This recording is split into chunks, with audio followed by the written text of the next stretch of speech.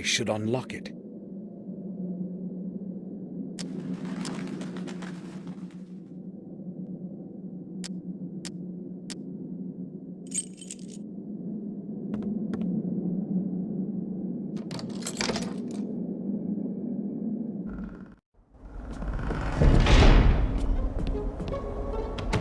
The door can't be opened. I left William's key on the other side of the door. The lock must have gotten stuck.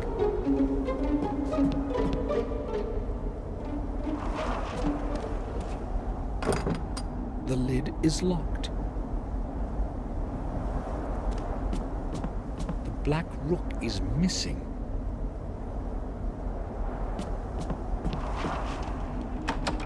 The lid won't move.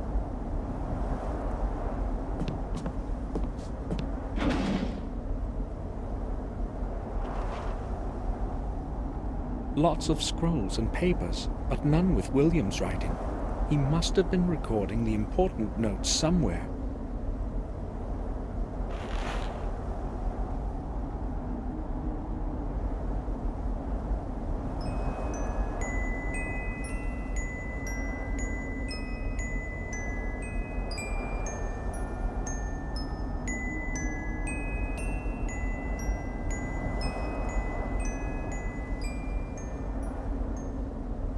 As though I've heard that melody somewhere before.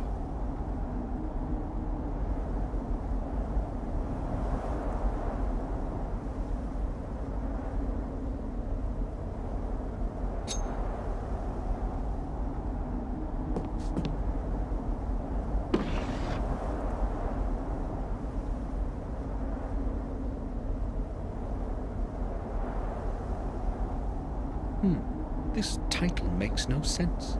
I'll have a closer look.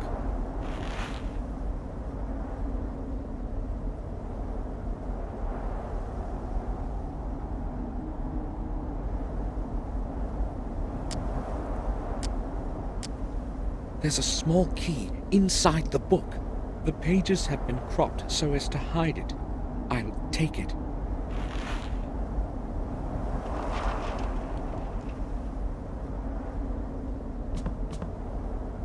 A book has been glued to the bottom side of the drawer. The Diary of William Gordon. William's diary. Excellent. Hopefully, I'll finally learn what happened that night. March 21st. I'm old. I'm old. I know my time is drawing in, and that is why I want to put some sense into my life before I leave this world. I have contributed my last years to looking for the truth about my family and the blood that runs in my veins. Maybe it is also because of the guilt that I bear in my heart for the fate of my dear James. The fate that I didn't have the courage to change. After all the years spent with the old journals, I know at last what the goal of my search is. I must not lose time. March 23rd. In the chronicle of the manor and the old records in the library, I have learned things that were forgotten and much that is new. I learned that James is not the only one to have lost full control of his mind. Throughout the centuries, several of my blood ancestors have suffered from the same affliction that now curses James. It seems as though it is all somehow correlated, has a perverse purpose of some kind. I traced the family line and learned that every one of those poor souls had been born in the same week, repeating with the period of 2 centuries. Is the madness supposed to be punishment of some sort? A punishment for deeds so horrible that we have not been pardoned, even after 700 years? I am terrified by this idea. It follows me now, day and night. April 5th. I feel something is not right with me. I am weaker from day to day. My age has caught up with me at last. As the chronicle foretells, the way to revealing the truth is through 5 symbolic keys. I don't exactly know what their purpose is, but if they can lead me to the truth, I must obtain them. I have decided to pursue first the ones that have been carried over time far from my manor. Centuries ago, the keys were given to different men of our family for safekeeping, so that they couldn't be used together. Luckily, I still have my own with me, and obtaining James's key should not be difficult. If only I had known before what I know today, I would not have given it to him. The next one must be in the hands of Marcus himself, according to the records. The fourth one was given to Durgan Gordon, the original owner of the remote manor in Wales. I must set off for Wales soon, that is certain. I still do not know where the fifth key is. Its origin eludes me in the many years of the past. When I obtain the other ones, I must find this last one too. April 15th. I have returned from Wales. My searching was futile. It was not easy to get into the family tomb. Unfortunately, I failed to reveal the next fragment of truth, and returned home empty-handed. Not all hope is lost, however. I will focus on the keys that James and Marcus possess. It should not be hard to obtain them. April 21st. I cannot change what has happened in the past of my ancestors, but I hope I can influence the events of the future. The curse that has plagued our family must be of dateless origin. It must stretch into times as distant as those of Marcus and Mordred, the first Gordons. I have decided to start looking for answers at the place where the body of Marcus rests. I know that the tomb is concealed in the dark underground of the parish. Its entrance has long been lost in forgetfulness. No one knows where to begin to look for it. I will set off for the vicarage tonight, April 26th. Whatever it is that is buried underneath Worm Hill, it is not easily within reach. It took me several days before I discovered an extraordinary pedestal with numerous tiny and meticulously shaped stones in the belfry. The whole pedestal is a complex mechanical lock. Surely it will open the way to the church's underground for me. I tried to change the positions of the opposite stones, but it was beyond my will to fully concentrate. I was too tired to attempt to set up the mechanism properly. Before I left for home, I made a drawing of the whole mechanism and returned the stones to their original configuration. Tomorrow I will go to Worm Hill as early as possible. April 27th. Luck was on my side today. I opened the way leading to the tomb of Marcus. Surely, I'm the first one in centuries to have succeeded in doing so. How great was my surprise when I descended into the tomb. There was not a trace of Marcus's grave. Nothing. His body must be hidden somewhere. I hope that the answer lies in the 4 books surrounding the center of the tomb. "Shall wisdom be your way?" writes an old text carved in stone.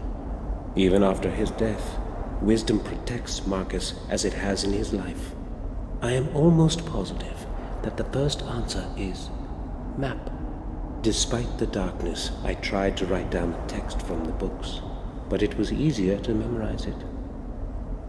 I also found it extraordinary, in all probability, a ceremonial object in the shape of a perfect sphere. When I touched it, it was as though whole long centuries breathed on me.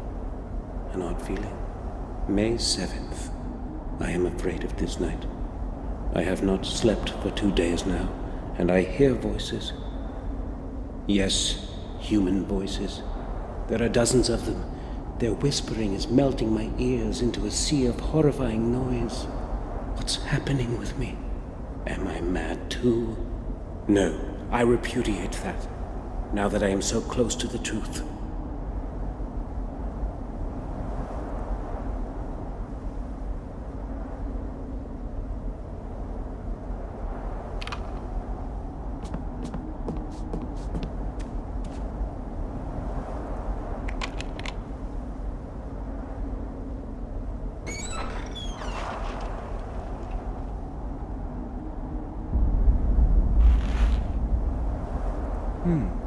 It's cold to the touch. Old maps, a globe, and a sextant. What did William need all this for?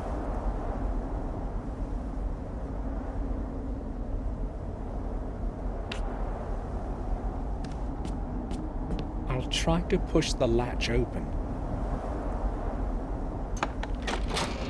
Success! I don't think I can find anything more in here. I'm feeling so strange. My head.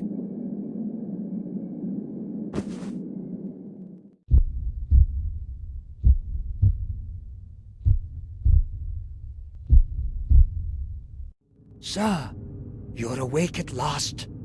We were starting to worry that something might have happened to you. What happened to you, Samuel? I don't know. All of a sudden, my head started to ache vigorously. I cannot remember anything after that. How did I make it to my room? Bates found you lying unconscious in the attic. Yes, I was going to tidy up there when I saw you lying on the floor. I hurried to get Sir Robert, and then we carried you to your bed so that you could have a rest. I told you, Samuel, that you should take a rest after such a long journey. Perhaps you are right. I have no idea what happened. I vaguely remember having a strange dream, but I cannot figure out what it means.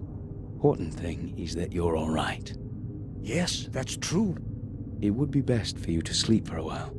This time, I will follow your advice, Robert. Good.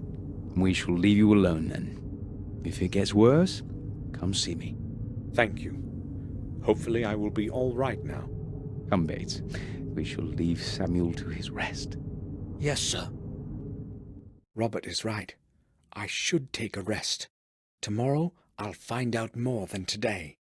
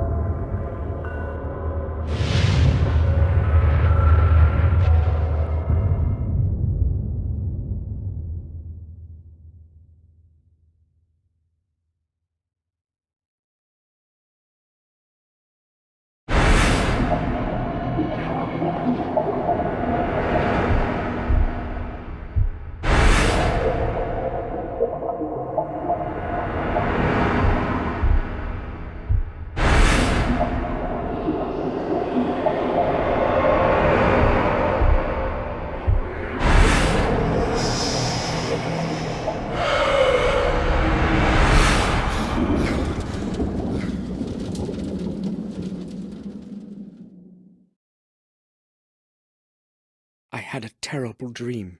In the morning, my thoughts were interrupted by a knock at the door.